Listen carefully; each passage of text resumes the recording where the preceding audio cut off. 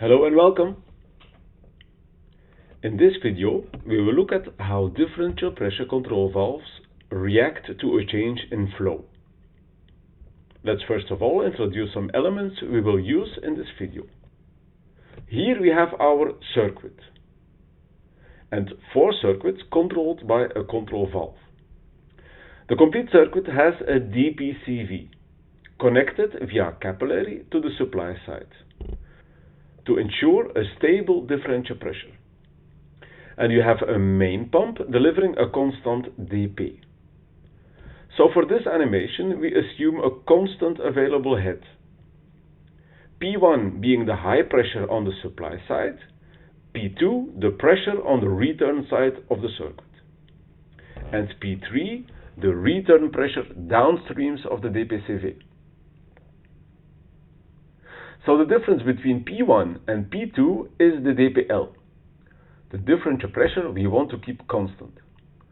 And the difference between P2 and P3 is the differential pressure taken by the DPCV. Let's switch on the pump. We see the flow running and the pressures in dPL and dPV. The yellow line is the target dPL. When the valve in the last circuit closes, we see the DPCV reacting. Well, this might have gone a bit too quick, but the next time I will ask you to focus on the reaction of the DPCV. See what happens with the dPV pressure when one of the circuits is closing. So when the total flow in the circuit decreases. So in the first instance it lowers, and the dPL increases as the pressure on the control valves increase. But then the valve reacts by closing, the dPV increases and the dPL decreases back to set point. The DPCV will constantly react to a change in flow until the time it has reached its minimum opening. See what happens when the flow increases again.